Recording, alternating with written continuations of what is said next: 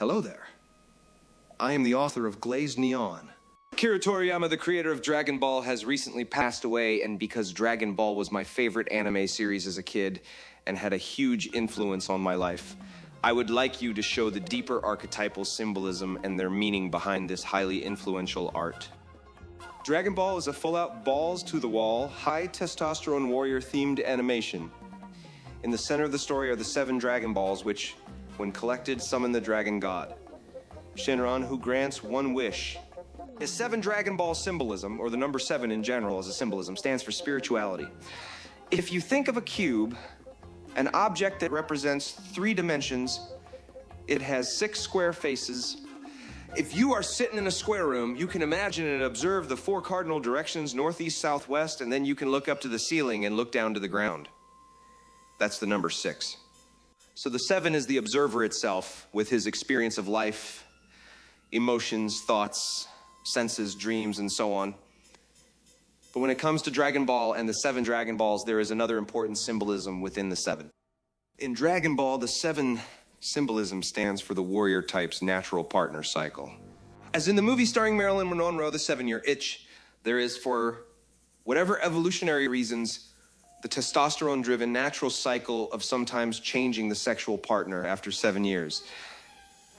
And because Dragon Ball is all about the warrior type, the high testosterone makes the warrior male more aware of these natural cycles and experience these shifts in his desires more than someone who isn't as testosterone-driven.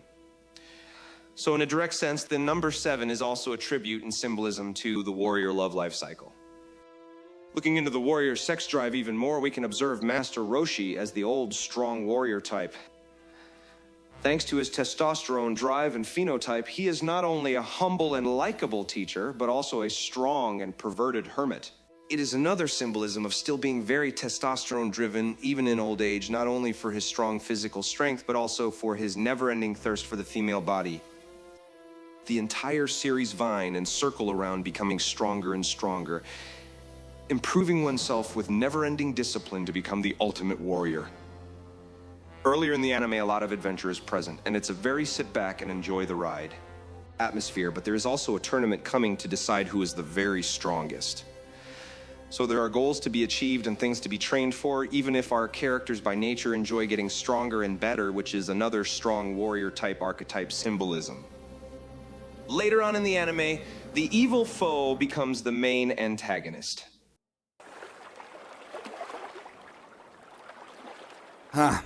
This is a new feeling. Pride in someone else. Unfortunately, it's overshadowed by all this unyielding rage! Many of them are aliens and not very human-like, and this pulls the whole realm to the mythical. Of course, the mythical realm of good versus bad is straight out of Lawrence Lashon's war psychology. So it's another strong symbolism of the warrior and his inner mechanism. To train and become stronger, even if the foe is symbolic and just made up. It doesn't matter as long as you prepare for what might come. Being strong and ready is paramount to the warrior's destiny. But not everything is so rosy when it comes to the warrior culture from which the symbolisms of this anime are born. Goku transforms into the great monkey by looking into the full moon. Life on Earth, the way it is probably only possible because billions of years ago, another planet, smashed into our planet and changed not only our planet, but became our large moon. Life, in many ways, is dependent and runs according to the moon of our planet. Goku transforming into the great ape is another warrior symbolism of always being on the edge of acceptable and not acceptable behavior. It's a reminder that every man is a beast, an animal that at times can become uncontrollable. Obviously, this is considered as something very feared and negative, especially in our ancestry. When the strong man loses control of his behavior, he threatens his entire family and everyone he is protecting.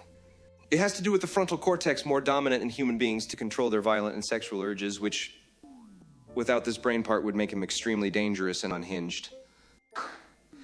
It's just another thing in the warrior archetype, having to fight himself and his negative urges for destruction.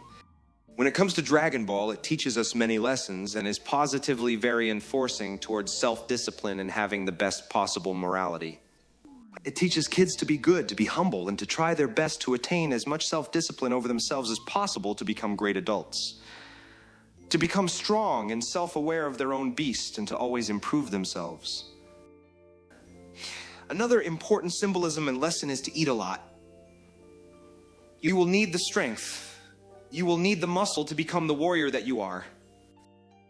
Another important symbolism and lesson is to use rage and anger, the most defining warrior archetypal emotions, to become stronger.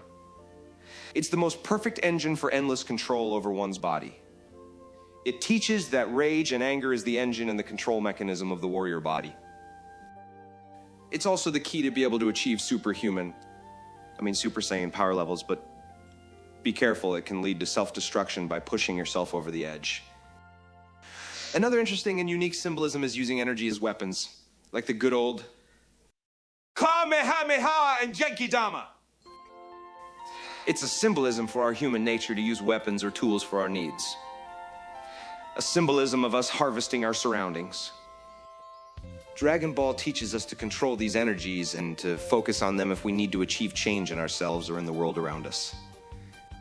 And finally, the Dragon Shenron is the symbol of myth and the ultimate truth. It represents everything that is not yet understood in the world, every single thing of science and life itself. It vines and writhes in the sky beautifully, almost like our planet in the solar system rotating around through space. And if you get the Dragon Balls together, if you figure it all out, your wish will be granted. Thank you, Akira Toriyama.